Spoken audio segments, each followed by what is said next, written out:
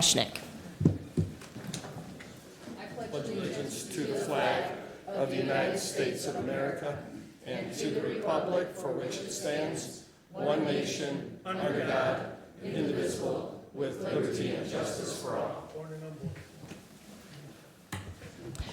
Hello again, and welcome to the May 18th, 2026 study session of the Livonia City Council. This meeting sets the agenda for the 2042nd regular meeting, which is a voting meeting that will take place on Monday, June 1st, where tonight's items will be officially voted on. We are just missing Councilwoman Budzinski and Councilman McCullough tonight. Up first, we will have our audience communication for any items that are not on the agenda. You will have 3 minutes to speak. Please give your name and address. Good evening, ma'am. Hi, Denise Micah, Livonia. In recent history, we had requested that the notices that usually go in the legal paper, that if the library could subscribe to the legal notice, the Detroit legal paper, whatever it's called. Well, some citizens have come up to me and said that they were looking for certain ones and page was missing, or then the whole issue was missing when the notice to bond was posted.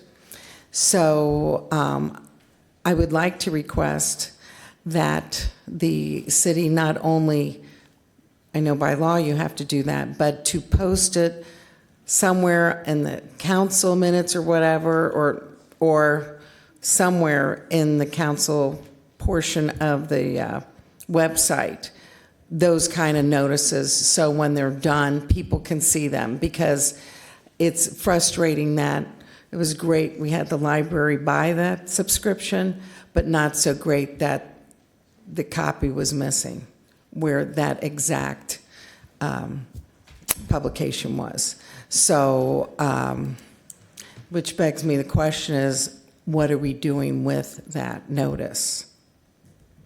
Is the other question, because it was published. So, and here's my question to the legal department through the chair, is a lot of times things are not valid unless the minutes are approved by city council, which would be the next voting meeting. So does that also mean that if you approved to publish a notice of intent to bond, that it should be published after the meeting minutes are approved? So that's my procedure question too. So thank you. Thank you. Good evening, sir. Name and address for the record, please. You have 3 minutes. Steve King, Coventry Gardens. All right, a couple meetings ago, I came up here. We were talking about building the police department in the wetlands. And I said, can the plan or lose the millage? All right, well, that resonated with a bunch of people apparently. Channel 7 reached out to me. I talked to them for 10 minutes, trying to explain in detail what I meant by that. And of course, they put me on for 10 seconds. So it didn't really come across what my intention was. I fully support funding the police. I think they should be funded out of the general fund like 9 out of 10 cities. But I did a reel on Facebook, I don't know if you saw it, about building in the wetlands, because Eagle has ruled that those are unregulated wetlands. So you don't have to have a Facebook account to look at it. Somebody reached out to me from California asking if they could use it. And I said, yeah, go ahead. Let's be honest about what's happening in Livonia, though. The wetlands police station plan didn't disappear. It didn't get canceled. It just got quieter. Why? Because we know voters already rejected this direction once, and bringing it up before the August safety millage could put that vote at risk. That's exactly the point I was making. So now the discussion is paused until after the election. That's not transparency, that's timing. If the wetlands project is such a great idea, then talk about it before the vote, not after. Voters deserve the full picture before they're asked to approve more taxes. So basically, we've paused the plan to pass the tax. And that is really, really disingenuous. I don't think you're fooling anyone. 18,000 people have already rejected the original plan. The people that live over there, they don't want a $70 million police station in the wetlands. The current police station can easily be renovated, easily, for a third of the cost. So let's move forward and start discussing this now before August. Thank you very much. Good evening, sir. Name and address for the record, please. You have 3 minutes. Good evening, Jim Bigga, Livonia, Michigan. I'd like to take you back a time ago, last millennium, when there was a different council. Most of you, maybe some of you weren't even born. I know a lot of Is that people. a dig at me? Well, I know even somebody who posts every now and then my picture and says I'm a old, not millennial, the baby boomer. The council at the time, at the meeting, when people would comment with an issue or concern, the council president at the time would assign the issue to a council member. And that council member would report on it the next meeting, that either it was resolved or when it would be resolved. And maybe we need to look at that as a way to handle some of the concerns that were brought up in the last meeting at the end by that nice lady that said, you know, things come up and we never hear, you know, what happens. Now, I know a lot of things are just people, you know, belly aching and complaining, and, you know, it's not, the answer is, you know, we're not going to make you happy. But some of the people have concerns that are very valid and maybe need to be addressed, and maybe we could, you know, make everyone think, hey, we're a transparent organization, and, you know, instead of, you know, people posting, we're still waiting for an answer from the administration, you could say, on this date, I asked, we didn't get a response, and the next meeting you could say, I double-checked, we still haven't gotten that answer, instead of it just being something that hangs out there. And then we would know that you're waiting for a response from Department X, Department Y, or the fourth floor. And then people would know, hey, the council cares and is actually taking a stand to try to find an answer for the person who came up here, maybe the first time they've ever done it. They're nervous as heck to come up here and talk, but at least you're showing, hey, we're representing you, we're coming up and trying to find an answer for you, instead of it always being, you know, I'm pointing a finger and you're not answering and everyone's just frustrated. That's all. Thank you. Thank you. Good evening, sir. Name and address for the record, please. You have 3 minutes. Thank you, Christopher Martin, a resident of the great state of Michigan and a baby boomer. So, got an idea on some of this stuff. When you sit in the audience, you don't know who has done what. So there need to be assignments. And let's pretend there's 21 items on the agenda and there's 7 of you. And if we went left to right, if Carrie was here, she'd take the first 3, Robin would take 4, 5, and 6, and it would go that way. If there's more or an odd number or whatever, then you as council president would pick up the remainder. Then we in the audience would know, as we read number 6, who has done their homework or hasn't read a thing on that particular item. One other thing. I watch other cities do their council meetings, and big advocate of free speech. But I don't think, I've never seen it, where a council member endorses something when you're sitting up in that chair. Here's how it generally works. They leave, they go to a podium, because now they're speaking as an individual. They're not speaking as a member of council. So, question to the law department. Is that the way it should work? Or can elected officials sitting up there during the course of the meeting endorse something as a council president while they're sitting up there? And that's my question for Eric. So hopefully you'll direct that to him. Good evening, sir. Name and address for the record, please. You have 3 minutes. Thank you, John Pastor, 33461 Capri Court. Just want to give you an update on Rotary Park. The metal finally came in, so we should hopefully be done with the whole project by the end of the week. So I just want to give you an update on that. And on the police station stuff, it's unregulated wetlands. It's not wetlands. You know, I'm tired of this misinformation and all that stuff. It was created, there's a drain there, it was created because the city, the subdivision, all that stuff, raised their grades and all that stuff. It's unregulated for a reason, because it's not wetlands. And I just love the previous gentleman that keeps coming up that thinks he knows everything. He just wants his 5 minutes of fame and such. Getting tired of him just whacking down the police department, this council and all that stuff. He has all the right in the world, but remember one thing, you know, figures don't lie, but liars can figure. Somebody's been to the police department that has had to go before court and admit guilt, and maybe that person should run for council one time. Oh, I think he has. Thank you. Thank you. Anything else from the audience? Council? Okay. Madam Chair, I'm sorry. Ms. Tashnik? Just trying to stop the clock. Hold on one second. I don't want it to buzz. Okay.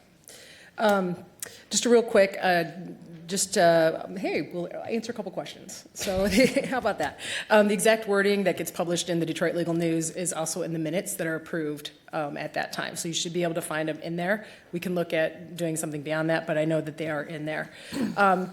Speaking about the general fund, one of the residents brought up, why aren't we just paying for public safety out of the general fund like many municipalities do? Many municipalities just have a large general fund. Livonia does things a little bit different. We have these separate millages, we'll call them like almost buckets of money that are dedicated. However, 66% of our general fund does pay for public safety. That's about $50 million out of the $77 million that we do have in the general fund.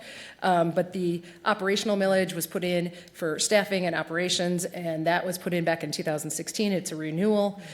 So it's nothing new. It's just a renewal of an operating millage, and that's where that comes from. But we do pay for quite a bit out of the general fund. That is, I mean, 2/3 of our general fund does go to public safety, and I just wanted to make sure that was out there and clear. Thank you, Madam Chair. Thank you. Anything else from council? Ms. McDonald? Thank you, President Reed.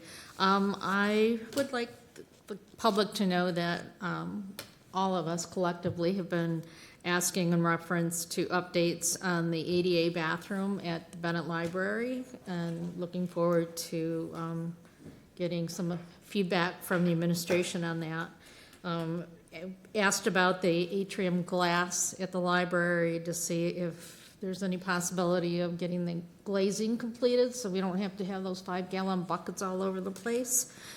And I appreciate Director Smith's information about the ramp for early voting and voting in general, but I would hope that maybe that the council, along with the administration, can find some permanent solution for accessibility here. I think we've all been kind of, you know, sitting back and I don't know what we've been doing. We haven't been doing enough, in my opinion. So I'm hoping that council can work together to create a solution for that. And in reference to regulated and unregulated wetlands, the wetlands are over behind the courthouse and the library are in fact wetlands. The difference is that if it's under 5 acres, collectively, it is unregulated. They are still wetlands, and I know that for a fact. So thank you. Okay. So we have new data on item number 19, and then I would like to say I will not be assigning agenda items to any council members because I expect my council to know all the agenda items and to read the entire packet because it's what they are elected to do. So that will be that. Moving on to new business. Item number 1, block party. This comes from Nicholas Scott, to be held Saturday, July 4th, 2026 from 11 a.m. to 10 p.m. on Ohio Street between California Boulevard and Colorado Street with a rain date of Sunday, July 5th, 2026. Good evening, sir. Name and address for the record, please. Sure. Nicholas Scott, 32622 Ohio Street. Thank you. And do you want to tell us a little bit about your block party? Yeah, this is actually our 4th year doing it over there, but our 15th year doing it all together. So I'm fairly new resident to Livonia.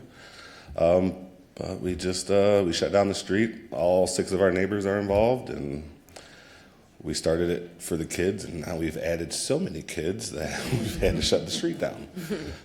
So we have a 30-foot water slide, cotton candy machine, snow cone machine, and then we end the night with fireworks. And Carrie was there last year. She was around the corner from me. Great. Council? Madam Chair, Ms. Tashnik? I know if Mrs. Budzinski was here, she'd be offering approval on consent, so I'll be happy to do it for her since she's on her maternity Thank you. leave. But you had me at snow cones. So. Come on over. Have a great event. All right, have a good one. Anything else from council? Anything from the audience? Great. Your item will be on the consent agenda on June 1st, 2026. Item number 2 is another block party request from Brittany Maddies to be held Saturday, July 25th, 2026 from 3 p.m. to 10 p.m. on Ladywood Street between Sussex and William Streets with a rain date of Sunday, July 26th, 2026. Good evening, ma'am. Hi. Same thing, just kind of tell you name about and, it. Yep, name and address, please, and then you can tell us about it. Brittany, 36927 Ladywood Street. So we kind of do this like every nice day anyways, and we just figured it'd be nice to like shut it down so the kids are playing safely. We're always out right at that intersection at kind of like Myrna and Ladywood. The kids, like I said, they're always playing, and we thought it'd just be really fun for the adults to get together as well. The kids are always, running house to house, and we, mentioned Kona Ice, and so we just kind of spiraled and thought it'd be a good idea. We already named it Luau on Ladywood, so hopefully it works. Thank you, Council. Ms. Persicone? I'd like to offer an approval on consent. Council, anything else? Any comments from the audience? All right, this will be on the consent agenda on June 1st, 2026. Thank you. Thank you. Item number 3, this is another block party request from Carol Dobos to be held Saturday, August 22nd, 2026 from 5 p.m. to 10 p.m. on Cranston Street between Scone and Perth Streets with the rain date of Sunday, August 23rd, 2026. Good evening, sir. Name and address for the record, please. Clearly, I'm not Carol. I'm her husband, Otto Dobus, 13980 Cranston. I was voluntold to be here because a 7-year-old granddaughter in LA went out over a council meeting. Oh, well. I don't know what to tell you other than it's not anything fancy on our block. It's people storming my garage to get at the food and sitting in my driveway eating and talking. I set up the barricades and I take them back down. It sounds like a good time, Council. Chair. Ms. Tashnik? If I can ask the petition, do you want us to offer an approving or? I'm getting mixed messages. Sure. Okay. I'm sure your wife would like us to, so we want to keep you happily married, so we'll offer an approving on Third year that consent. she's done this, except here I am. It sounds like it's probably a fun event, all things being told. So I'll offer an approving on consent. Council? Anything from the audience? All right. Your block party request will be on the consent agenda on June 1st, 2026. Thank you. Thank you. Item number 4, this is a request to amend Council Resolution 402-25. This comes from on behalf of Manick and, Brandon Grisco is here on behalf of Manick and Smith Group and 6 Mile LLC in connection with petition 2025-07-02-15, removing a condition from the land use approval requiring access to Fox Drive. Good evening, sir. Good evening, Council. Always good to be with you. Name and address, please. Sure. Brandon Grisco. I'm a lawyer with the law firm of Fossman and Grisco, 41700 6 Mile Road, Suite 101 in Northville Township. And I am here today on behalf of the Manick and Smith Group and also the property owner, which is 888 6 Mile Road, LLC. This is the 6 Mile and Fox Drive area. The council may recall that this, although it was a little bit different council at that point in time, but there was a special land use before council back in December that got approved. There was, I don't know, maybe 20 conditions or so associated with the site plan approval. And I've summarized the issues that we're having in a letter that's in your, that I think is in your board packet, but I'll just summarize a couple of those issues here. Number one is that as a condition of approval, it was indicated that the petitioner should install a traffic signal at 6 Mile and Fox Drive. And this is a key component to the development going on in the area there with the Whole Foods, and there's a number of businesses and support and things like that as well. And that includes Masco and Schoolcraft College, both of whom are here to speak and present with me tonight. Workers and students need a safe way to come and go from the area, and a traffic signal here would clearly allow for that. The petitioner, of course, is committed to working with Schoolcraft College to the extent they can. The issue that we're dealing with right now, though, is that the petitioner itself does not directly control the right-of-way, and so Wayne County and Schoolcraft have to kind of work together. And so currently, we feel that condition needs to either be removed or modified to indicate that we will sort of reasonably cooperate, but we can't directly control that condition. So that's one of the issues that we have here. Another is related to access from the property out onto Fox Drive. And again, that goes over adjacent commercial property. So we are actively working with and trying to seek those arrangements with the existing neighboring property owner. But again, that's just a condition that we can't control. And because the traffic signal is critical to safety of the workers and the residents and things like this, we want that to move forward, but we have to change some site conditions in order to get that to happen. And the existing approval sort of locks us in to what those conditions were at the time. And so consequently, we need to ask the council to modify those conditions so that we can continue to work in good faith on that issue, but so that it doesn't jam up the entire development and thereby delay the traffic signal installation there. And so what we're asking for, again, I've just indicated there's some suggested language in the packet from the letter that I wrote that the council could potentially use. And then I also have representatives from Schoolcraft College and from Masco Corporation who are here to be my co-presenters to sort of put forward their position as to why this is a critical piece of the development there, and for both the students being educated at Schoolcraft and also employees and others in the Masco area. So, Thank you. Jeff, you want to go first? Good evening, sir. Name and address for the record, please. Jeff Horka. I'm with Masco Corporation, 17450 College Parkway.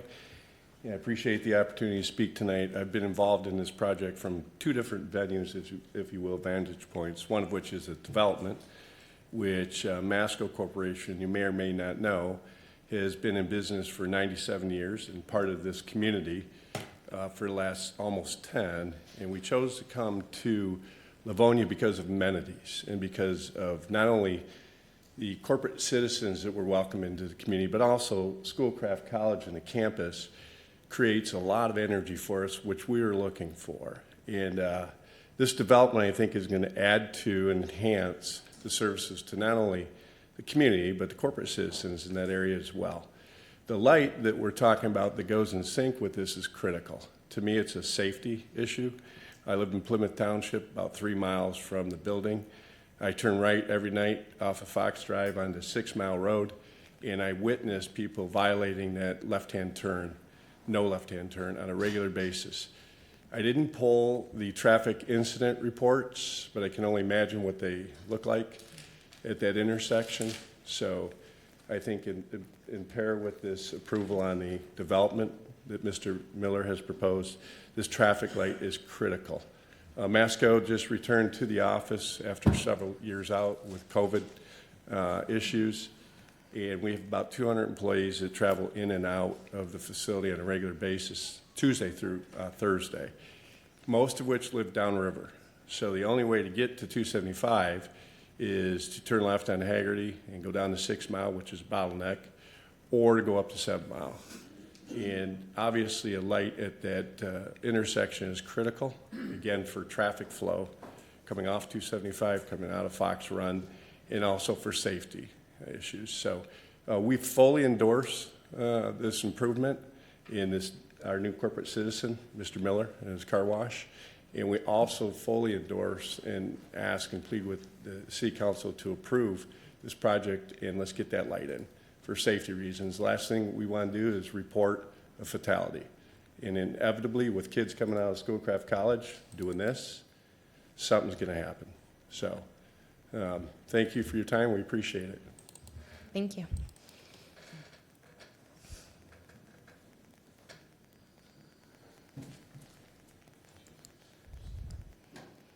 Good evening, sir. Good evening. Name and address for the record, please. John Wright with Schoolcraft College, 18600 Haggerty Road. I don't exactly know why I'm here. I'm kind of like the gentleman that's doing the block party. But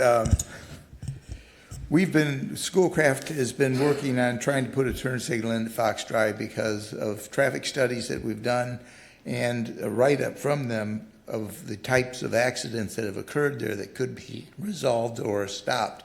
Some of those fatalities with a turn signal, a traffic signal in place. And so everything is the design has been created and is made.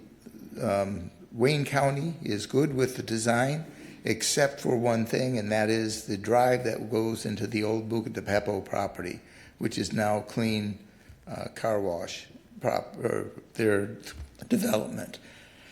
That entryway that they have that's to the west has to move to the east. It has to go away because you can't have the left and right turns going at this traffic signal and have this entranceway directly right there. And then it has to be, the one that gets moved has to be right in and right out only. If that all happens, then everything is, we're quite confident that we'll get the permit through Wayne County to put this traffic signal in. It's not an inexpensive project by any means. It's not just Schoolcraft College, but it is Masco and really 7 other developers right in that area that are willing to put the money forward to put this up.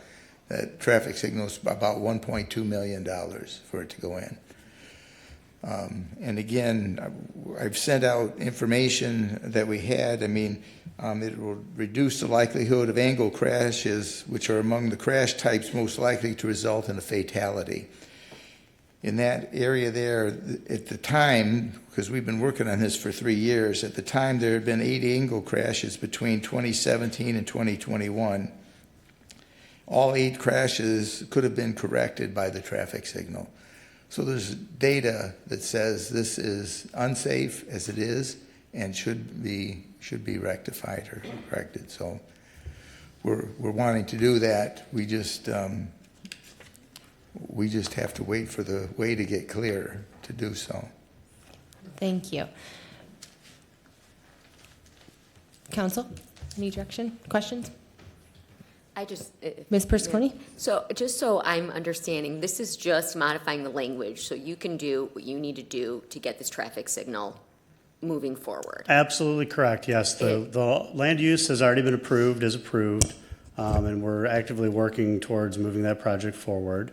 It is literally just a matter of modifying the language of the resolution to avoid some log jams. Okay, and it will ensure that I think it's critical that light get in there as well. There's no doubt about it. This doesn't change that being a condition of the site plan that light gets in there. The light is going to go in, yes. What this will do is allow the developer to move, just like Mr. Wright was talking about, one of the drives has to move over in order for that to occur.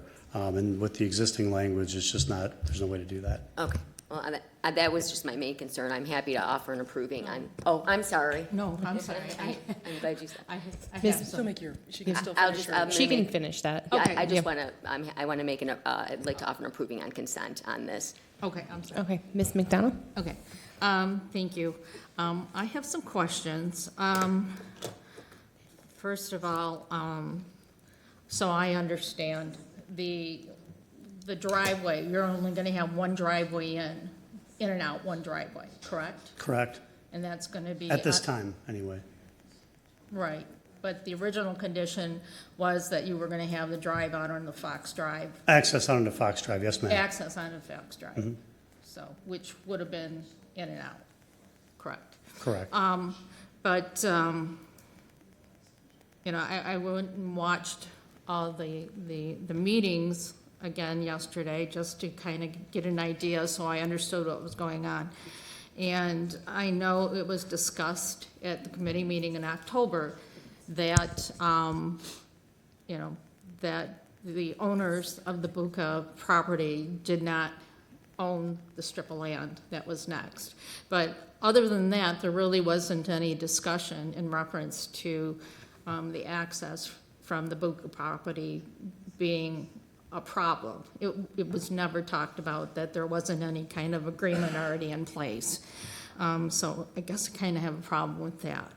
And secondly, one of the other conditions that was on the approval was that Manning and Smith were supposed to have a traffic study done. Do you have that here tonight? I don't, and I'm not sure. I think they may have done one, to be honest with you, but I don't know offhand, and I don't want to misspeak about that. But there are a litany of conditions that were associated with the approval. We're only asking to change one of them. Right. So to the extent there were other conditions, we would meet those conditions other than as modified. Yeah, but in my opinion, if we don't have a traffic study and you're only going to have one access in and out on that property, I would like to know exactly where we stand on the traffic study. I think that's critical, because this traffic study that was presented originally last fall was from 3 years ago that Schoolcraft College completed. And right now, there's just a ton more traffic with everything that's, with all the new development on Haggerty Road and 6 Mile, and I personally think it's critical to have that information. Mr. Tormina? The petitioner did submit a trip generation analysis. It was presented, I believe, to both the Planning Commission and City Council, so we can provide that information to you. It was not provided in this evening's packet, but it was something that was discussed, and they did have representation, as I recall, at those meetings to talk about the traffic movements in that area. So we'll be happy to provide that to you.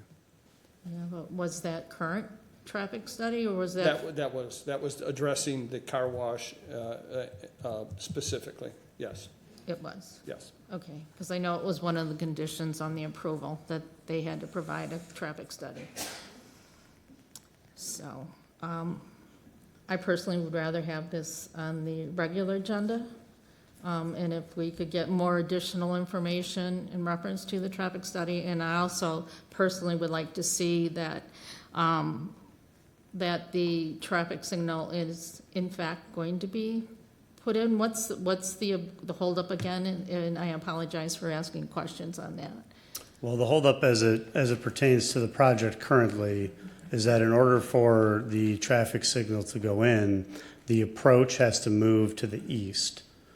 And as it stands, the approach would be moved only if the Fox Drive access were a part of the project. And so what we're saying is that if we can remove the Fox Drive access component of this, we can move the approach, and then the permit package can be submitted to Wayne County. But wasn't there 2 approaches? There was one off of 6 Mile. That was the one that was going to be moved from the current one to the property next, or to the access from 6 Mile into the car wash. And then there was supposed to be the one on Fox Drive. There were supposed to be 2. Right, the one off of Fox Drive is the one that's at issue here tonight. Okay, So- but I don't understand what the. So it originally said that both the Fox Drive and the 6 Mile one, the 6 Mile one had to be moved and the Fox Drive one had to happen. They're having difficulties with the Fox Drive land owner. Right, I understand that. So, but since those were together on a condition, they're asking us that. To remove that condition. on Right, there. so that they can move forward with moving the 6 Mile one, get that light in, and they're still gonna work with the owner of the property, that strip of property for Fox Drive. Okay. To still attempt to get that one in. Okay. And, because he did verbally agree to that, so they are still working in good faith with him. You on have that. agreement with the owner that they would do Verbally- that? We discussed with the owner verbally. We have yet to have that reduced to writing and continue to work on it. Was that currently, within recent times? Yeah. Yeah. Okay, but I still would like to see the traffic study. So if we could get that on the regular agenda and then have the information on the traffic study, because I just feel that it's, if you can't come to agreement with the property owner and get access onto Fox Drive, we're gonna have car washes can get backed up. And 6 Mile is very, very, it's jammed up half the time now, so. Please, I think we have somebody here that could technically respond to some of the Okay, concerns. no, that's fine, thank you. Good evening, sir. Name and address, please. Hi, my name's Jake Arlett with Mannequin Smith Group, 808 Northview Lane, Rochester Hills. So I'm with Mannequin Smith Group. We're the engineering company that designed the site and did this traffic study, trip generation info. So the trip generation memo, it just deals with the use change, so basically the difference in use and how much traffic that would generate between the previous restaurant use and the new car wash.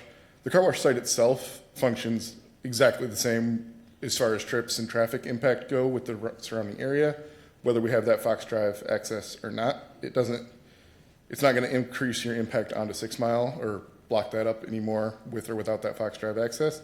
It's more of a convenience for the on-site traffic of the wash itself to have the access out of there or in. But it's not going to be a significant impact or difference in the traffic study versus the ones that we presented at the previous council and planning commission meetings versus this change at all.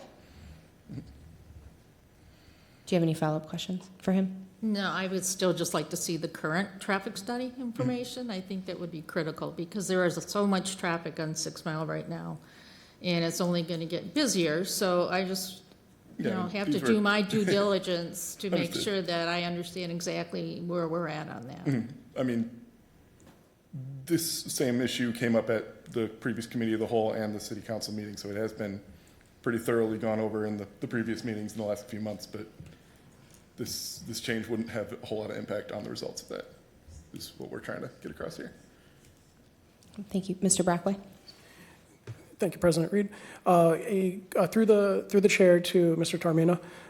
So the question was asked, are we simply asking the request is simply to amend the request in there to require Fox Drive to be accessible, but it's more than just amending, correct? If we were to remove the requirement to have Fox Drive, there would be no requirement for the petitioner to ever put in a spot in Fox Drive if they chose not to.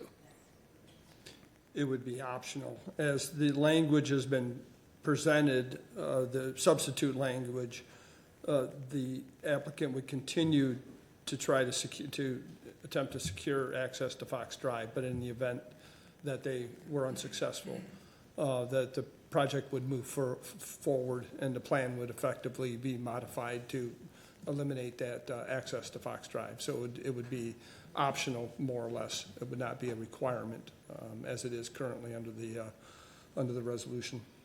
Okay, so it's not a simple amendment. It's changing what could possibly happen at the end there, as far as they could never put in a Fox Drive access point if they chose to. Even if they're making good faith efforts, if it doesn't come to fruition, there's no requirement to have it there, correct? There would be no requirement to have it. That's correct.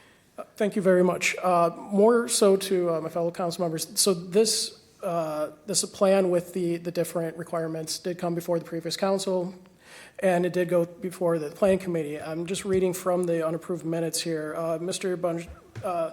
Bonjero had asked how crucial to this traffic management. We keep talking about traffic over and over again, the requirement for the need for light, not need for light questions. How crucial to this traffic management, in your opinion, is the additional access onto Fox Drive? This was asked of I believe Mr. Roulette during the planning commission meeting. And the Ms. Michaels, the traffic engineer hired by the company, HRC, I believe was the company, for a car wash, yes, I think you definitely need a second. So we're saying that Fox Drive is crucial to the operation of this. So if we're going to go from the possibility of having no Fox Drive access, you're going to have all of your traffic coming in and out of one spot. That's going to impact the traffic, and I don't believe that's been put under consideration. As the traffic study was done in 2023, you're kind of on the tail end of COVID, not as much traffic. It doesn't address the current grouping of businesses that are going into that corner. And then there's a question of what's the holdup. This was asked of Mr. Roulette during the Planning Commission meeting. And they said, I know there's agreement was sent over. I know it's been signed by the express side. I don't know if there's any holdup at this point. It may have already been signed. Express is handling that. I'm not an engineer, but I mean, we expect it within the next week. So expect it within the next week, and this was quite some time ago. This was August 19th of 2025. In that time, the petitioner hasn't been able to get a hold of the owner of who runs Fox Drive. To that end, I would make an offer of denial on the regular, as this will impact the traffic. I think it's between the company and the petitioner in order to work their stuff out instead of having us referee it. Ms. Persicone? Would it be possible, if I may ask through the chair to Mr. Grisco, to come up with different language, not rendering the Fox Creek Drive optional, giving you the ability to do what you need to do to make the adjustments for the drives to continue working on the traffic signal, but still having that Fox Creek Drive as a condition? Yes, and I think Mr. Termino was a bit generous, frankly, but I have some proposed language that would potentially work in the packet there, in the letter that I wrote. I think I'm open to some discussion about that, but it does require the developer to use its reasonable efforts in order to obtain that, should it become available or should it be available. So in my mind, it's not entirely optional in the sense of an arbitrary sort of decision on the part of the developer, but rather there is conditions, that somebody would be able to look at this and say, okay, is this reasonable or not, in order to make that happen. I think that the concern could be addressed, and I'm trying to get to an ultimate solution here, where if the language is in there that gives you the ability to do what you need to do as far as getting to work on the drives, but still keeping it not, it's a hard line that it's in there. So you don't have to work on that right now. You can do what you need to do up front. And then if there's any change, and if you can't get agreement to have that drive on Fox Drive, then you come back and we go from there, and then we make the decision about whether or not, if you're willing, if the petitioner's still willing to move forward with the project. This is a great, that light is, I want to see that light go in there. I don't want to see this continue to stop, and I think that hopefully you will be able to get a resolution with the owner of the drive. Mr. Termino? I think those attempts have been made, and I think you would hear from several people here, including myself, to contact the commercial property owner regarding his interest in allowing that access, and it's been without success. So I think those attempts have been made, and they'll continue, I think, to do that. So, as I understood your suggestion was that you continue to make those attempts, and then if you can't, come back once again and request really what they're doing now. But I would put forth that there has already been made or several attempts made to do just that. So I guess it would just, moving forward, if the project was to continue to move forward, I think that would probably satisfy concerns that are being raised here, and then address it later on down the road. Well, we've made those attempts. We're going to continue to make those attempts, and we will take reasonable actions in order to secure that access point by whatever means we can. I think just to be realistic with the council, though, to the extent that the thought, and I'm not sure if I'm reading this right, but if the thought is, well, just develop and then, maybe come back later, I don't necessarily know that the developer is going to put this level of cost into the project.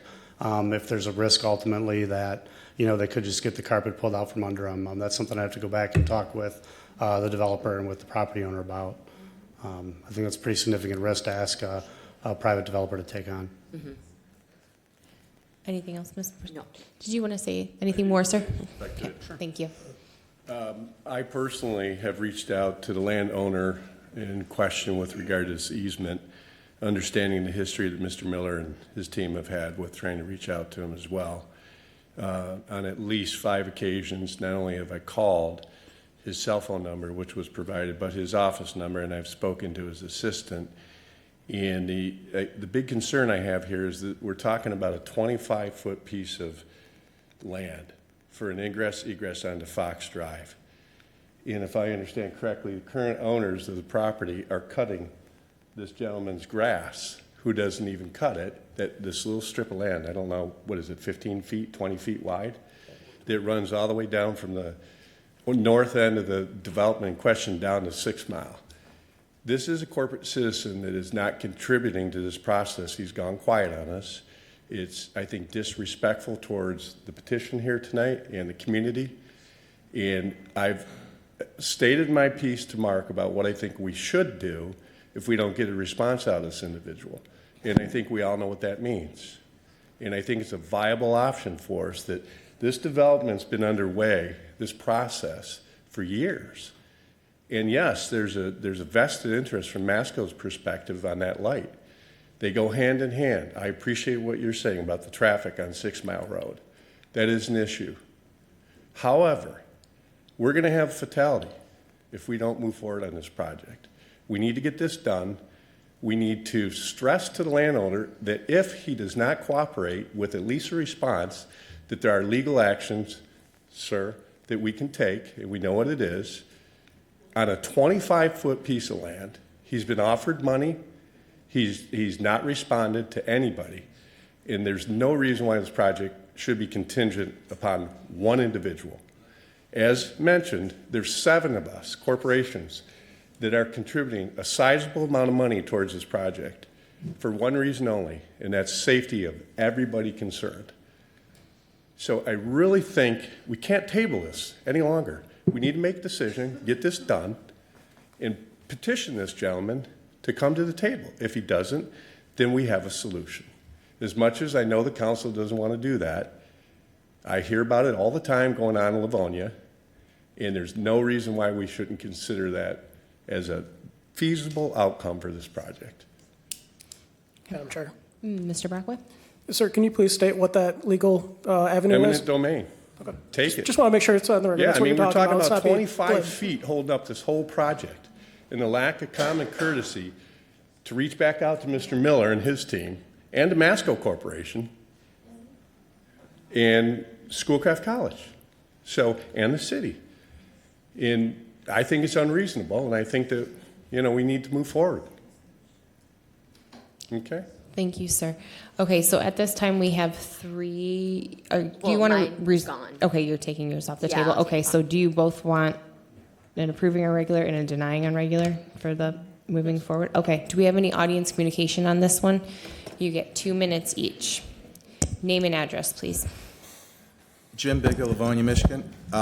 If you take a look at the traffic signal concept, the lights make no sense where the lights will be positioned, because if you're making a left turn out of Fox Drive and somebody is making a left turn out of the proposed car wash, they will be running into each other because there's no way to stop both people. The lights are in the wrong place. Unless you're putting a traffic light in front of the car wash, people making a left turn at both locations are going to run into each other, as will anybody trying to make a left turn out of Quakertown onto 6 Mile. There is no way they're going to not cross over into each other the way the lights are positioned on the diagonal at the crossroads of the former Buca property and the other sidewalk. Why isn't there a traffic light at the 6 Mile heading east, 6 Mile heading west, right at the car wash, so nobody can turn onto 6 Mile from the car wash unless it's a clear light, and a traffic light at both Fox Drive and at Quakertown? There's no way you can have one set of traffic lights handling all of that. I don't know who in the right mind in Wayne County did this. And when we heard all this back in December, when former council member Morgan had to have this meeting the last day that the council could meet, and we were told Schoolcraft College was paying for this, or the Buca people, that these clean car wash people were paying for this whole thing. Now we're hearing it spread off over everybody. We have been misled as a city. Thank you. Good evening. Did you want to respond? Yeah, as far as the conflicting traffic patterns that he's describing, the car wash itself is a right in, right out. They can't make lefts out of the car wash, and the offset signals are sequenced so that the two lefts will not be active at the same time. They just have separate sequencing times, so there won't be any crossover there. That's how all offset signals operate. Thank you. Good evening, sir. Name and address for the record, please. You have 2 minutes. Good evening, Council. Jerry Karasinski, 19488 Bainbridge Avenue. My concern with this whole issue is to the representative from Masco, eminent domain versus why can't the businesses in that area buy this owner out? That's certainly a much better alternative than expecting the citizens and city of Livonia to bail out a new development project. Second of all, looking at that intersection, to Mr. Biga's point, Sears Drive and Sears Drive and Plymouth Road, one of those left turn lanes is not allowed. So whether they use lights or not, I would also like to see them add hardscape into the left turn lane to prevent some of those traffic incidents from occurring if they were going to go ahead and propose the traffic lights as is. In summary, I am not in favor of making this concession to the developer at this time. Thank you. Good evening, ma'am. Name and address for the record, please. You have 2 minutes. Denise Micah, Livonia. Yes, I was at that meeting too, December 17th, when we said, why rush it through? And looking at this committee of the whole, there were questions about the traffic study and everything, and nowhere was that traffic study included in the packet for city council. And we were told that the reason why they were voting on it, we didn't want to leave anything for the new council to worry about. So amazing what happens, right? And it said the car wash people are paying for the traffic light. You have to be for the traffic light, so you've got to let the car wash go in. Well, it turns out that people were working on this for 2 or 3 years, we find out tonight. Obviously, they need more input as a city to look and see what's really going on, what the studies are. Thank you for Eileen for McDonald's to question these things, because this was, I believe, railroaded through. And it's not that I'm not for development, but it's got to be safe coming in and out of these car washes, because people, like, when they get out of the car wash, they want to, it's still got some water on it. They go right out. And what's going to happen? Because I was just at that intersection today, and it's a madhouse with everything, traffic, construction, and to say that we had to have a car wash there, because how are we going to support a restaurant there? And then 3 months later, there's going to be 2 restaurants right across the street on Fox Drive on the same side of 6 Mile. So how does that follow common sense? It doesn't. And they're going to have to demolish the Buca building anyway, so. Thank you. Crazy. Any other audience communication? All right, council. So we have an approving and a denying on the regular agenda on June 1st, 2026 on item number 4. Okay, moving on to item number 5. This is a vacating petition 2026-03-03-01 submitted by 7 Mile and Farmington Venture LP to determine whether or not to vacate the existing water main and scenic easements at 33500 7 Mile Road, located on the northwest corner of Farmington Road and 7 Mile Road in the southeast quarter of Section 4. Is the petitioner here? I can. You're going to talk. Okay, Mr. Tormina. Yeah, and these are vacating petitions. So these are easements that exist on the site of the new Meyer at 7 Mile in Farmington. These are water main easements that were put in place to accommodate the Kmart development. Those water lines have all been removed. The underlying easements, which still exist, really represent an encumbrance on the property. Those need to be removed, and new easements have already been established for the new water mains. The other issue is a scenic easement, which was placed right at the corner of 7 Mile and Farmington. That easement no longer functions as it was originally intended. The site has been completely re-landscaped, as you can see. Most of that work has already been done, so that they're also requesting that that easement be removed from the property as well. Thank you. Thank you. Council? Madam Chair, Mr. Brockway? I'd like to offer approving on consent. Council, any comments? Anything from the audience? All right, item number 5 will be on the consent agenda on June 1st, 2026. Moving on to item number 6, this is a reappointment of Sam Carmagno to the Livonia Planning Commission for a 3-year term, which will expire on June 9th, 2029. Good evening, sir. Name and address for the record, please. Good evening, Sam Carmagno, 17441 Merriman Road. Would you like to be reappointed? Absolutely, yeah. I enjoy serving the city and have for a number of years, and I'd like to continue. Okay, Council. Ms. Persicone? I would be happy to offer an approving on consent for the reappointment to Mr. Carmagno. You do a fabulous job up there. The questions you ask, I always just go right into the questions when I'm reading my packet. So thank you for your service, and I'm happy to offer an approving on consent. Thank you. Anything from the audience? Good evening, sir. Name and address, please. You have 2 minutes. Thank you, Christopher Martin, resident of the great state of Michigan. Not in favor of this. I figure Sam's on too many committees as it is, and Spree, and was on the ZBA before planning, and they got that big garbage contract with the city. This just doesn't look good.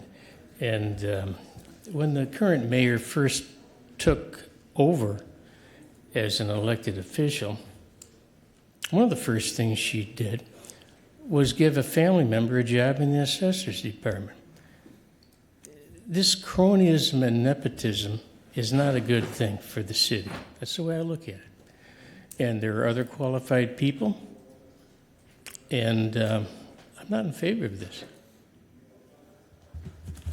Thank you. Good evening, sir. Name and address for the record, please. You have 2 minutes. Jerry Karasinski, 19488 Bainbridge Avenue. I would like to speak in favor of reappointing Mr. Carmagno to the Planning Commission. I've had the pleasure of attending a number of meetings over the last handful of months, and he does it in a very professional manner, has very good insights, and I think he's a benefit to our city.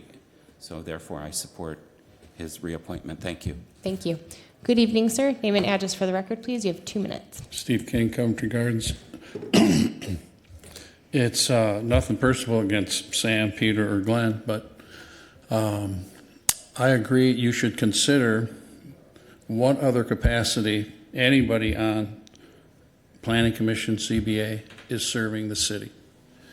And if they are in 1, 2, 3, 4 capacities, I think, first of all, you're denying other citizens an opportunity. Secondly, there can be conflicts of interest. It depends how they serve. And the council serves 2 terms, and then they take a time out, and if they want to come back on, they have to run again. I don't know why we don't take that across the board. We have some of these folks serving 20, 30 years. How about seeing a different perspective, fresh set of eyes? So I'm hoping just going forward, you'll consider that as part of the criteria when you are putting people on any of these boards and commission. And just one other thing, Madam Chair, directly to you. I am not an elected official, and I don't appreciate when a citizen, the Open Meetings Act does not allow a citizen to attack another citizen. And I would hope you'd use the gavel at that time and say he's out of order to personally attack another citizen. Thank you very much. Any other comments from the audience? Great. Item number 6 will be on the consent agenda on June 1st, 2026. Thank you very much. Yep. Moving on to item number 7. This is a reappointment of Peter Ventura to the Livonia Planning Commission for a 3-year term, which will expire on June 9th, 2029. Good evening, sir. Name and address, please.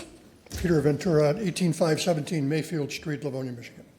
Thank you. And would you like to be reappointed? I would. I've served 2 terms on the Planning Commission. I've enjoyed making the contribution to the city and look forward to accepting your appointment again and serving another 3 years. Thank you. Council? Ms. Persconi? Similar to Mr. Caramagno, I thank you for your service, Mr. Ventura. I think you do a phenomenal job up there.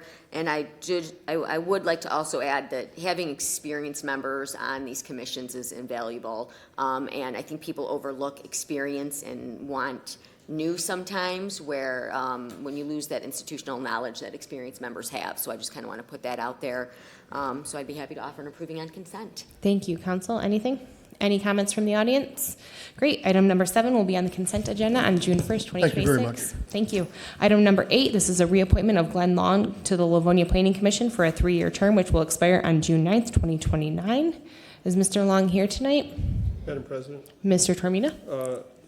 Mr. Long sends his apologies that he was unable to make tonight's meeting. He did give me a call and wanted me to answer any questions that you may have, but he has been a longstanding member of the Planning Commission, as has Mr. Caramagno and Mr. Ventura, and would like to continue that role. Thank you. Council? Ms. Persconi? I'll offer the trifecta and approving on consent for Mr. Long. Okay, Council, anything? Anything from the audience? Okay, item number 8 will be on the consent agenda on June 1st, 2026. Moving on to fire. Item number 9, this is a request to extend contract with Boundtree Medical for emergency medical supplies and equipment not to exceed $130,000 annually from budgeted funds. Good evening, Chief. Good evening, President, Council. Yes, we're asking that Council extend the contract with Boundtree Medical. This is part of the Southeast Michigan Emergency Medical Supplies Cooperative Purchasing Agreement, which is put out by Farmington Hills on behalf of dozens of departments in Southeast Michigan, but it's also opened up to anyone in Mitten that's part of the Mitten process. So we've been in this compact for several years. The current contract expired in January. So we're catching up here and are requesting that Council waive the formal bidding process, accept this contract for the next 2 years through January, with the potential for 4 one-year extensions, as long as the cooperative and Boundtree agree. Thank you. Council? Mr. Brockway? I'd like to offer approving on consent. Thank you. Anything else from Council? Anything from the audience? All right, item number 9 will be on the consent agenda on June 1st, 2026. Thanks for being here.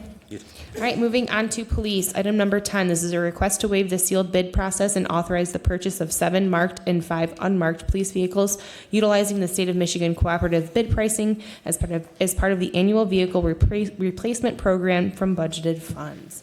Good evening, Captain. Good evening. Hello, everyone. Captain William Tyree on behalf of Chief Garowski. We are asking to request the waive of the sealed bid process and authorize the purchase of 7 marked vehicles and 5 unmarked vehicles through the Michigan Cooperative Bid Pricing known as My Deal. This is part of our annual vehicle replacement program, and it is from budgeted funds. Ms. McDonald? I'd like to offer approving on consent, please. Thank you. Anything from Council? Anything from the audience on this one?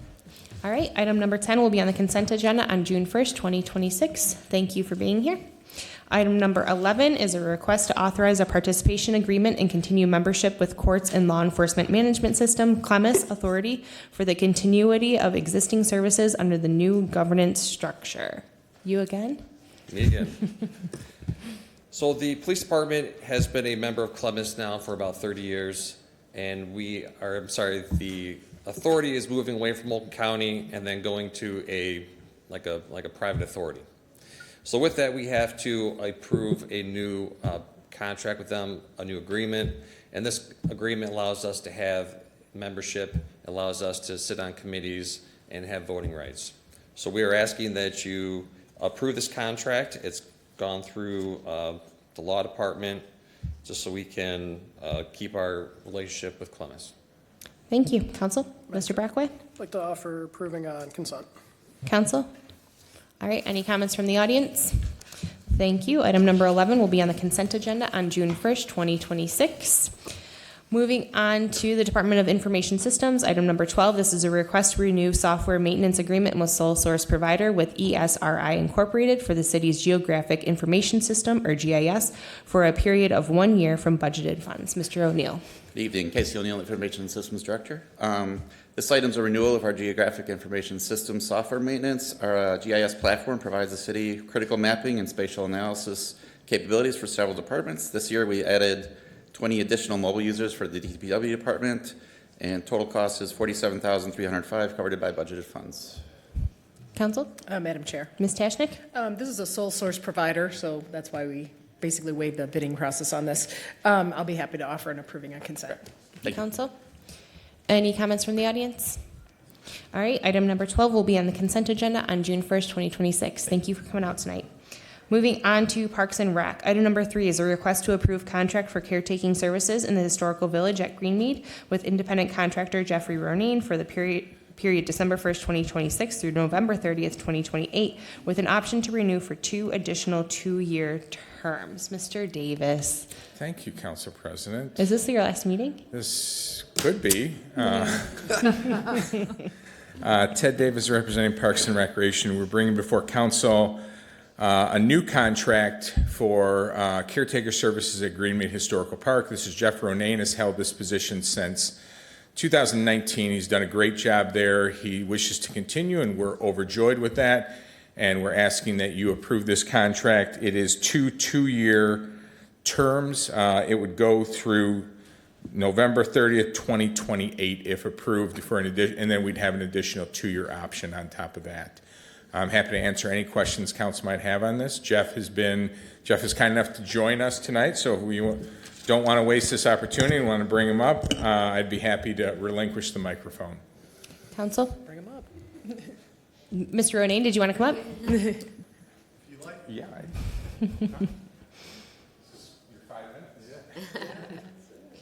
Name and address, please.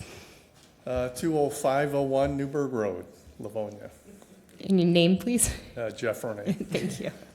Did you want to add to anything? No, it's been a great, privilege to work there. I monitor the buildings there, make sure there's no theft, vandalism. The sump pumps, we can appreciate that today with the rain that we had. Those constantly need to be monitored so there isn't any flooding damage. But it's a great opportunity. I think it's a win-win for the city and myself. So appreciate that. Thank you. Council? I'd like to offer approving on consent, please. Thank you. Anything else from council? Anything from the audience? Good evening, sir. Name and address, please. You have 2 minutes. Christopher Martin, President of the great state of Michigan. Read the contract under 7B, and this is the one I have a problem with. And I've watched this for years, and this is nothing against Jeff. The previous gentleman who lived there was the same type of contract. 7B, that in full consideration thereof, the city shall permit the contractor to reside rent-free on the premises located at Greenmead, known as the parsonage.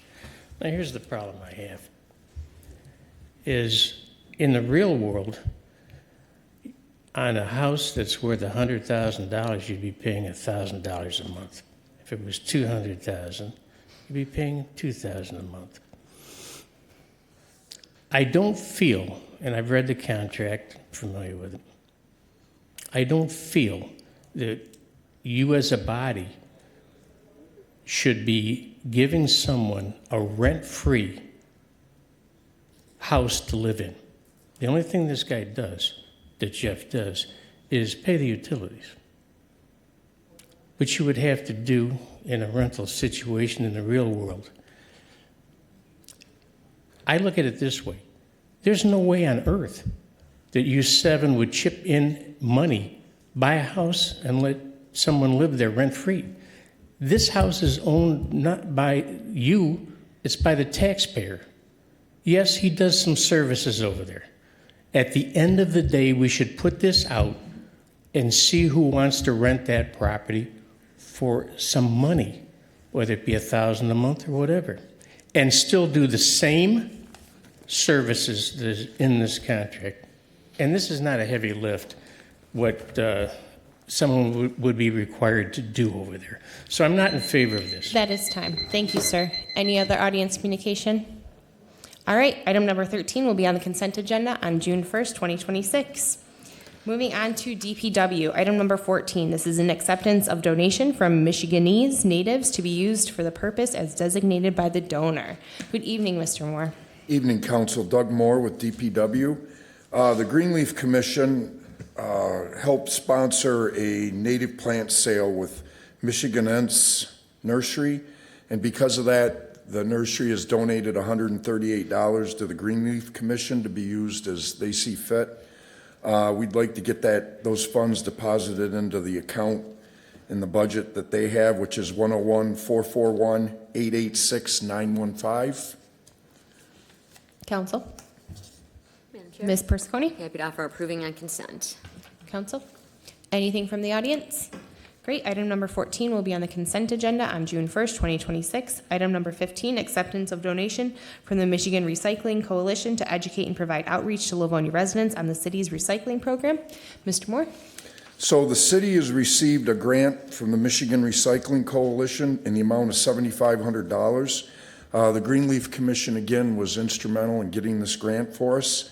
Right now, we are looking at developing or helping develop our recycling approach better. We're investigating a widget, an app, updating the information that's in the recycling area on the webpage. Haven't quite decided what to do with it yet, but we're working with the Greenleaf Commission on this process. Great. Thank you. Council? Ms. McDonald? I would like to offer approving on consent, please. Okay. Council, any objections? All right. Anything from the audience? Item number 15 will be on the consent agenda on June 1st, 2026. Item number 16, award of bid. This is for the Ford Field backstop and dugout bench replacement for Diamond number 7 from budgeted funds. So this was actually bid back in December on BidNet. We had a pre-bid meeting on January 7th. We had 6 bidders come in. We did have a council resolution for the program for Diamond 3 and 6. The pricing came back so good that we're trying to get Diamond 7 done. The price is $14,140. We do have budgeted funds from the program left over. And with this Diamond being complete, it will be the last ball backstop that will need to be replaced in my lifetime with the city. They've all been done. Council? Madam Chair. Ms. Tashnik? Since Mr. Moore said within his lifetime, they're going to last a long time, aren't they? Here. Thanks. It looks like they actually agreed to give us a discounted rate on this to keep it in the budget. So that's actually makes me happy. So I'll be happy to offer an approving on consent. Thank you, Council. Anything from the audience? All right, item number 16 will be on the consent agenda on June 1st, 2026. Item number 17, request for authorization to purchase rock salt for ice control. This is utilizing a cooperative bidding process for the 2026-2027 and the 2027-2028 seasons with 4 additional 1-year extensions at the approved 5% per year increase from budgeted funds. Mr. Moore? Oh, rock salt, favorite topic. And it's May and we're already talking next winter. This was bid out by Farmington Hills. Livonia takes part in a consortium pricing that we get through them. There are 30 municipalities and counties and townships that take part in this pricing. When Farmington Hills put it out, they had 2 bidders. The low bidder that responded became unresponsive and could not prove that they could supply the material in a timely manner or even procure it. So Farmington Hills is recommending that we all go with Detroit Salt again. There is a price increase this year.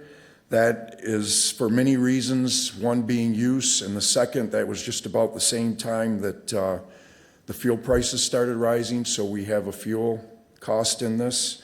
The bid is for 2 years, the prices are locked in, and then the 5-year, or the 4 1-year extensions with a 5% increase each year. And for this year, Livonia is committing to 4,200 tons. We're upping our allotment a little bit each year because we keep running out because of the winters we're having lately. Okay, thank you. Ms. McDonald? Thank you. Mr. Moore, if for whatever reason prices start to come down, can we opt out of this contract? Do we have any way to do that without? There's always that chance we could, but we take part in the consortium. Mm-hmm. It's very doubtful that we would get this pricing out on our own.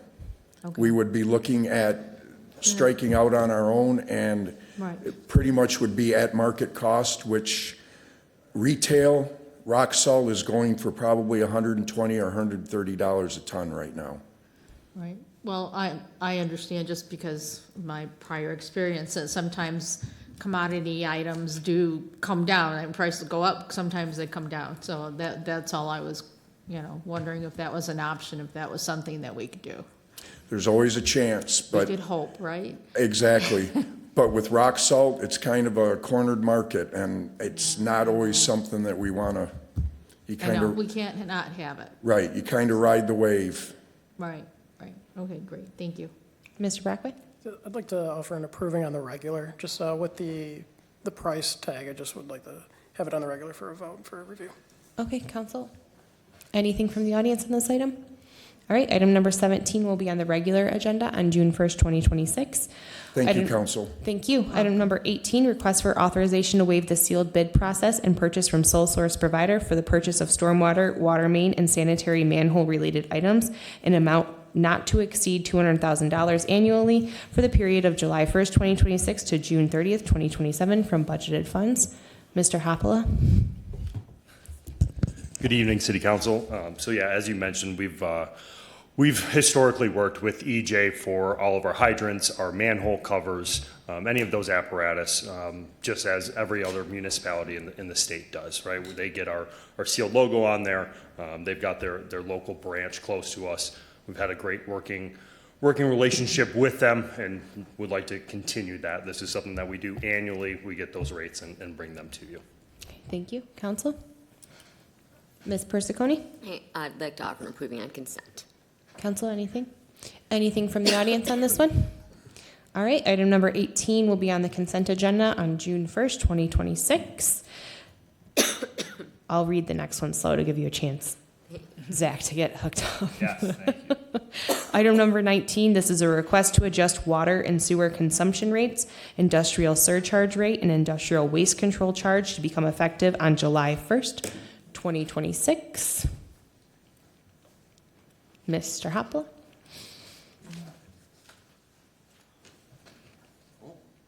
Maybe we're gonna work.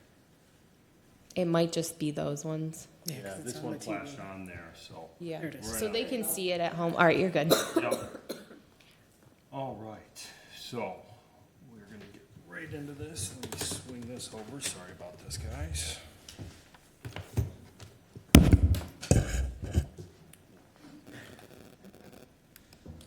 Go like that. All right. So again, before you tonight to present our water rate presentation for fiscal year 26-27. Again, I want to start off by thanking our finance team that has helped us put this together over the last few months. We've put countless hours into this, a lot of different iterations, a lot of different thought. So again, want to extend that thank you to them. But yeah, as we get into this, really our goal between the DPW and the finance department is to set fair water and sewer rates for Livonia customers that truly covers the city's operating costs and maintains the infrastructure. So our rate setting process overview, right? So we get our rate from GLWA, Great Lakes Water Authority, for our water rates. Again, system-wide, we saw an average of 5.8%, but the city of Livonia saw an increase of 5.62%. Additionally, we work with Wayne County on our sewer rates. So GLWA sets that rates with the counties. They then factor in that figure and then pass that cost on to the municipalities. So given that historically we've had to estimate for what that cost is, but just recently we did find out that that estimated increase is 6.58% for our sewer fees from the county. So again, those rate changes from both Great Lakes Water Authority and Wayne County are effective July 1 of this year. And from there, finance and DPW collaborate to project our costs and propose those rates to our Livonia customers, and then that recommendation is sent to you all, and we look for that approval by July 1, again, to go in accordance with those rates that go into effect with GLWA and Wayne County. And again, all these rates are then established by ordinance. So what are those major estimates impacting our rates? We look at three categories. A, our water sales, right? So the amount of water that's actually billed to our customers. Two, there's the water loss. the water that's not billed, that can't be accounted for. That could be from water main breaks, that could be from hydrant usage that's not metered, that could be from faulty meters, or any other occurrence where there's potential for water flowing out that is not being metered and not being purchased per se. And then number 3 is capital outlay. That is our major projects that will be planned to maintain and upgrade the infrastructure to try and minimize main breaks, increase water flow, and overall improve overall water quality. So the Water and Sewer Fund is unique. It is an enterprise fund. It is 100% self-funded. There is nothing in, nothing out, other than what we get charged by GLWA in Wayne County and what we charge our consumers. So again, those funds are used for GLWA to treat both water and sewer, our own system maintenance, operations, and administration costs, our capital expenditures on those projects, and then any debt services that have helped us afford some of our projects in the past. So as we look here, we show our water sales since 2011. And again, our water is billed per unit. 1 unit is equal to 748 gallons or 100 cubic feet. So our water usage is variable, right? It's higher in hot weather environments, right? So our summer months, we have irrigation, we have more usage, and in the summer months that drops off. Our overall trend since 2011 is actually on the decline. You can see numbers upwards of 550,000 cubic feet, and now we're hovering just above 400,000. A lot of that is through those energy efficient appliances and more cognizant usage with those and upgraded meters. So again, here's another kind of graph of showing that different trajectory, right? We obviously, as the consumer is consuming less, we're also purchasing less from GLWA, and we also dictate the water loss in this, again, which is the difference between what we're actually purchasing and what is registering through those meters. And you can see that disparity has stayed relatively similar. So again, keep mentioning water loss. Water loss is that amount of water purchased from GLWA but not sold. So again, I've gone over those reasons, and our industry standards really state that we should be aiming for anything less than 10% for accounted water loss. But the City of Livonia's goal has been and always will be under 8%. You can see in the past few years, we've hovered around that number, and we're projecting 26, 27 to be at 7.9%. But again, that's something we're always cognizant of and trying to always mitigate whatever those factors may be. So now we get into the financial numbers of things, right? So our cash requirements and our total costs. So these are where we start talking about our fixed fees and our variable fees. Again, GLWA, we purchase our water from, so our variable costs that are impacted by those rate increases is $5,865,000, and then their fixed costs down to us. So again, that's more of that ready to serve fee, right? We are already paying that whether or not it goes through our transmission main meters or not. That is $8,978,000. And then our sewer purchases from Wayne County, again, that is a fixed fee of $17.5 million. In conjunction with that, we have our own City of Livonia costs. We have our maintenance fees, we have our water and sewer billing costs, we have our capital improvement projects. Part of those capital improvement projects is also our lead line service investigations and replacements, our debt service and bond payments. And again, you can see that all tallies up to about $55,325,000 in expenditures expected for this upcoming year. So revenue, where are we going to pay for that? So again, all of that is through either our customer billings. So we have our small meter per unit charges. So that's that variable fee running through the meter, and then that small meter fixed charge. Again, that ready to serve fee. So you turn the faucet on, there's water readily available. Again, we also have our large meter per unit charges, and then our large meter fixed charges. Our other revenue is generated through penalties, service connections to the water main, and interest income. And as you see, our projected revenue totals our projected expenditures. So we try and run a net zero budget.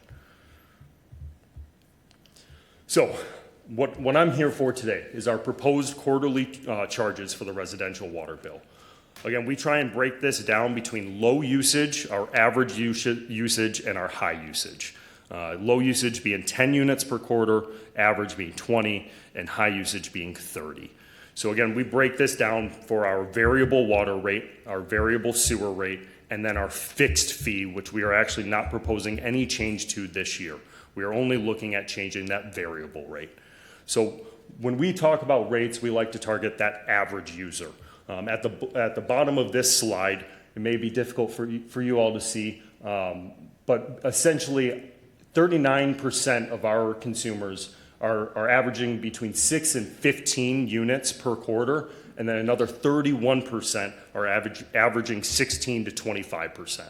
So again, a vast majority of our population, 70% in fact, are between that low usage and average user fees that we're seeing up here.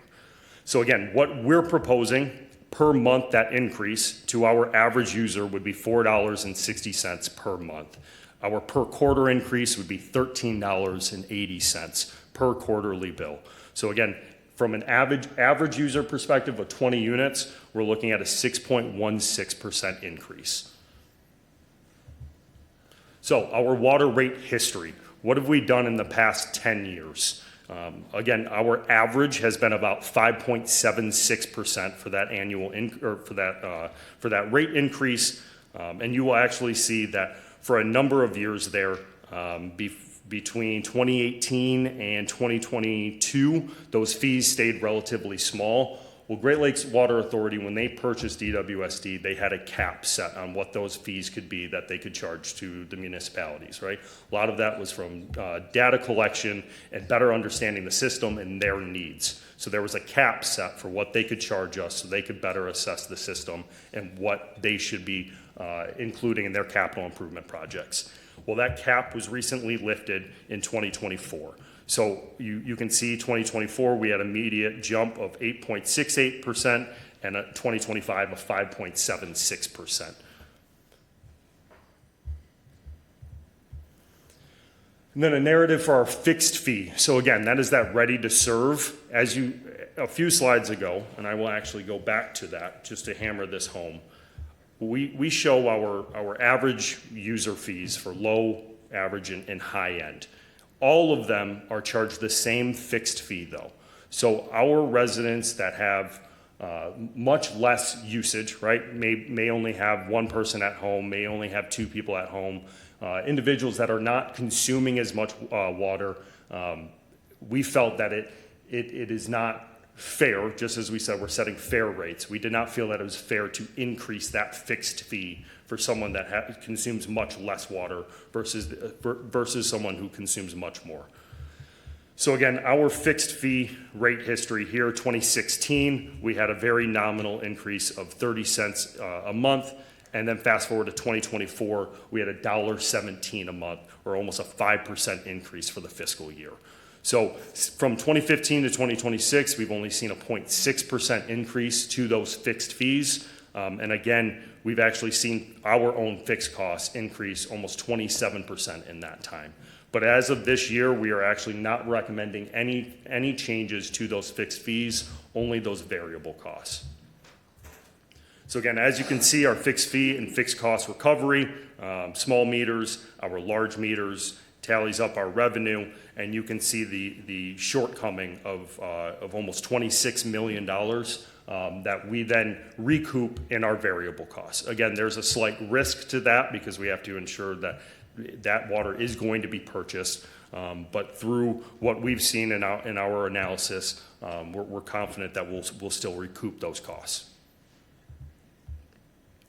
So our cash position projection, right? So this is the money that we have readily available to essentially pay our bills. As our bills go out to our customers, we still have our own bills to pay. And so our projected cash position for the end of the 26-27 rate year is just under $16 million, which would cover approximately 4.5 months or 135 days of operating costs, giving us plenty of room to allow for those those billings from our customers to come in and replenish that to continue paying our own bills. So how does this compare to our neighboring communities? Again, we've been developing this for months, as are all the other communities at the exact same time. So again, you will see a lot of the numbers up here are in reference to last year. And Livonia, again, our rate increase last year was a 5.76%, and our proposed rate increase this year is a 6.16%. Again, we've had, we displayed Canton in there, Farmington Hills, Westland, Plymouth, Redford, and Northville. Again, tried using neighboring communities, and you can see the percentages across the board there.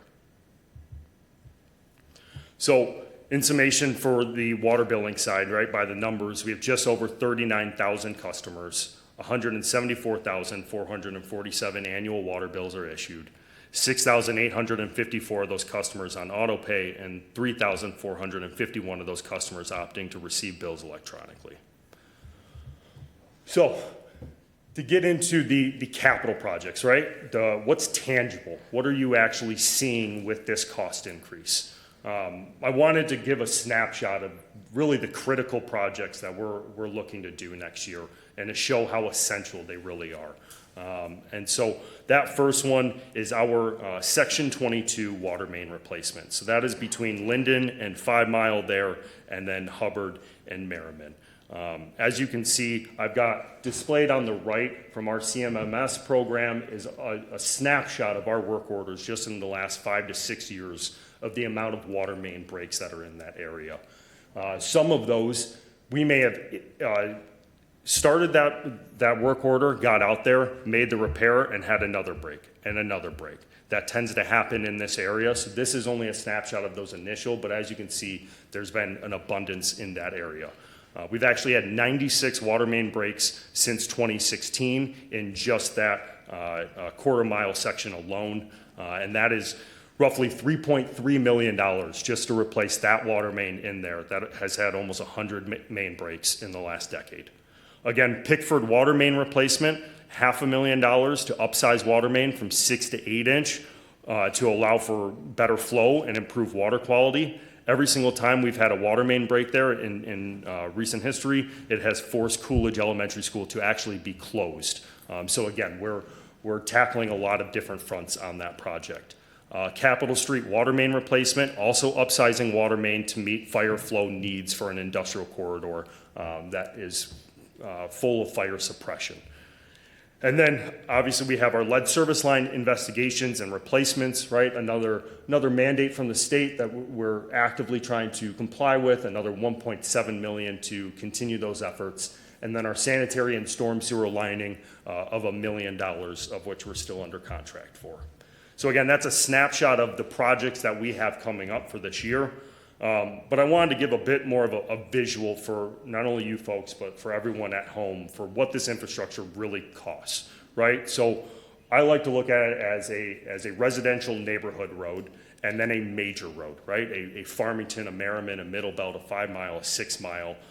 There's different costs associated to those, right? There's different size pipe, there's different thickness of roadways, there's a lot of different things that need to occur when we're installing that infrastructure. So right now, as the market currently stands, 1 mile of water main replacement in a residential road is costing us just shy of $2 million, and 1 mile of water main to be replaced on a major road is just over $3 million. To draw that in comparison, we have over 500 miles of water main here in the city of Livonia. So part of what we do for our capital improvement is we don't just pick a spot and go there, right? In 2019, this city council adopted a master plan that was presented by the DPW and our engineering consultant that really took a snapshot of the city, right? There's a risk matrix based on the age of that material, the criticality of that, what happens if that breaks, what's to unfold from there. Age of that infrastructure, pipe material, all of those things. And essentially they mapped out a 5-year, a 10-year, and a 20-year master plan for us. As you can see in this image, I tried to blow it up. A lot of it is on the eastern corridor of the city and the southeast end. Again, that's all of our oldest infrastructure. So of course, that's where we have the most main breaks, the least amount of useful life left in that pipe, and the areas that we've targeted and will continue to target. So actually implementing that master plan. Again, I really want to put an emphasis on when we adopted this and how that's come to fruition, given our COVID inflationary costs. So in 2020, we highlighted areas 1, 2, and 3 for us, right? That was 6 Mile from Stanwich to Middle Belt from 6 Mile to Munger, Joy to Plymouth, Middle Belt to Merriman. We estimated that to be about $10.5 million worth of construction, and we actually got a fair price on that one, and was just under $8 million in a bid cost. So a 34% under what our projected costs were to be. Fast forward to 2021 and 2022, we'd go out to bid in the fall of 2020. Obviously, we're in the midst of COVID, and construction lapsed over 2 years. We targeted areas 4, 5, and 6 to the northeast section of town, so Pembroke to 7 Mile, Lathers, and Floral. We estimated that work to be $5.3 million, and it came in just under 4.8. Now we get to 2023. Now we're in areas 7, 8, and 9. If you can see, there's kind of a pattern there. The numbering of our master plan coincides with where we've been going for our projects. So those areas targeted Farmington and Bell Creek from 5 Mile to 6 Mile, Merriman from 6 Mile to Grove, and Greenland. We estimated that work to be $4.8 million, and it came in at $5.8 million, so a 22% cost increase. Now, 2024, areas 44 and 45, we deviated a little bit, and a lot of that has to do with our dig once mentality. Our engineering department has also developed a transportation asset management plan to tackle our roads, and we targeted Westfield primarily, so that way we could get in there, repair the water main, and they could pave right after us. So again, we targeted Merriman from Elmira to Minton, and Westfield from Merriman to Middle Belt. We estimated that work to be $2.3 million, and it came in at $3.3 million, so a 44% cost increase. And then fast forward to really this construction season. So we're in Area 11, so we are currently on Merriman Road from Linden to Schoolcraft, and Schoolcraft from Merriman to Hillcrest. That work was estimated to be about $2 million with a bid amount of $2.6 million, so still a 31% inflationary price from that original estimate from 2019. We are also looking at bidding out that whole Section 11 neighborhood this fall to be done, and then next year that Section 10 area, as I mentioned before, is what we are targeting for construction next year. So again, that's in synopsis what we're doing with our capital costs, with our operational costs, where those fixed fees and variable fees are coming from GLWA, from the county, and that's what we've got to present in front of you all tonight. Thank you. Council? Madam Chair. Ms. Tashnik? Excuse me. So just so everyone out there in TV land knows, every year round now, council needs to approve new water rates. And it always seems like it comes up fast on us because we're waiting on GWLA and we're waiting on the county and all that. But water and sewer is 100% self-funded. And there is absolutely no general fund support that goes into water. So it's what we call an enterprise fund. It stands alone. And basically the prices that they've given to us, those are raises that we just had used as a pass-through, basically. I am happy to see that the cash position, they recommend about 14 million and we have 15.9, so that makes me comfortable that we're safe and fiscally responsible there. I'm also happy to see that our 2026 rates actually are still beating many surrounding communities, and those are their 2025 rates. And when they get there, they're doing the same thing right now, that we're going to end up being one of the most affordable when it comes to this. I'm also excited to see some of these infrastructure repairs. We don't want to turn into a situation like they had in North Oakland County quite recently. So I like the clear plan. I like that it's mapped out. So this is a big thing that we have to approve every year. It's one of our biggest responsibilities, but it's actually much needed and something we take very seriously. It is a big program, so I'm happy to offer an approving on the regular for this. Okay, thank you. Anything else from council? Ms. McDonald? Thank you. I do have a question in reference to the lead line replacements. Yep. Are there any recommendations that the homeowners can have their water tested to find out what the lead levels, if any, are in their properties? Is there anything available for that? Yeah, absolutely. So I'll have a couple different answers for you there, right? So again, we've been investigating our service line materials for quite some time. We've sent out surveys to residents. We've set up appointments. We've done numerous efforts to try and catalog all of that as we're required by the state. I'm going to use this platform to ask all of our residents that if you have not done that to this point, I plead to you to help us and assist us right now, right? Because again, part of that 1.7 million is for us to go out, hydro excavate your yard and verify those materials, and then try and figure out how we can get inside the home, determine those materials. There's a lot of different criteria that we're evaluating. We do have a number of, I think right now there are roughly 26 properties in town that have lead service lines. They have all been sent letters numerous different times to have those tested. We are required to test every 6 months. If we know that there's lead in their line, they jump to the top of the list. But if they don't opt in to have those levels tested, there's not much we can do. On occasions, we will help assist if someone feels that there's a worry there. We have the means to help collect those, but we're also not looking to do testing for every single individual home. I know Paragon in town offers those different testings if they want to reach out to them, or if someone wants to reach out to GLWA to find out more information. But again, for us, really that lead service program, trying to identify our service line material. Again, as I went back in that master plan, the whole east corridor and southeast section of town is our oldest infrastructure. So that's where we went looking for it, and we've basically tackled all of that.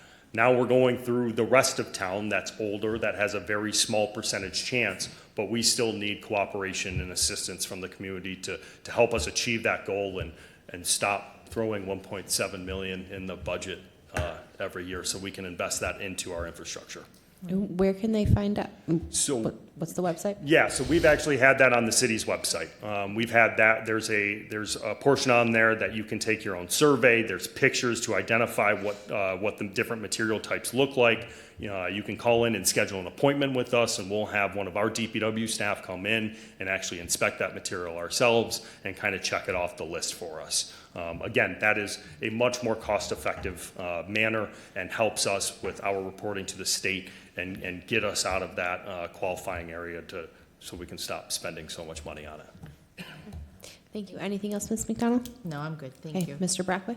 Yes, so the online, if you go to Check Your Pipes Livonia, it's a link that's on the Livonia government website. That's where you can find some of this information. Check Your Pipes Livonia. Okay, thank you. Any other questions from council? Any comments from the audience? Good evening, sir. Name and address, please. You have 2 minutes. Good evening, Jerry Karasinski, 1948 Bainbridge. I was looking at the slides and I noticed we spend $1.7 million for billing residents and commercial users for water for about 175,000 bills per year. So that's just under $10 per bill. It was 3% of the total budget. I wonder if there are any efforts made to improve the efficiency of that, to lower that cost going forward. Thank you. Thank you. Good evening, ma'am. Name and address, please. You have 2 minutes. Cindy Fleming, Livonia. I would just like to encourage homeowners to please participate in the identification system. It's very easy to do, and it really helps our city, and it helps you as a homeowner know that your water is safe. Thank you. Thank you. Any other audience communication on this item? All right, item number 19 will be on the regular agenda on June 1st, 2026. Thank you so much for your presentation, Mr. Hopla. So that concludes our agenda items. We will open up to audience communication. If you did not speak at the beginning of the meeting, you have 3 minutes. Good evening, sir. Name and address, please. Hi, James Crowley, Laurel Park. I wanted to address, I wasn't here for the communication during the item for the car wash with the egress onto Fox Drive. I live, at 6 in Newburgh, between 275 and Newburgh, and right now it is a mess. Sir, I'm so sorry. Since it was on the agenda, you can't speak on that topic. Okay. I'm so sorry. Okay. Okay. But also the other thing, I did have another item. So I do think that I wanted to bring up the fact that I just didn't sit right with me when you have a resident attacking another resident, and it was not stopped. And I think that this is not really the venue for that type of discussion, and it really, and I've seen it happen, and it should really be stopped. So I don't appreciate that, and I think it just needs to be addressed. The other thing is that if you have a resident up here, and I know it doesn't violate the Open Meetings Act, but if someone's up here as a resident and they are doing contracts with the city and sort of up here talking, representing themselves as just a resident, I don't think that's being transparent. So I think that I've seen someone up here a few times addressing, some of these projects and and not really open about being doing contracts with the city or building and things. I just think it's not real transparent. So I just think that maybe the council could maybe address that possibly, or just be a little bit more transparent about it. So thank you. Thank you. Any other audience communication tonight? Any closing council comments? All right. See you in a couple weeks. Good night.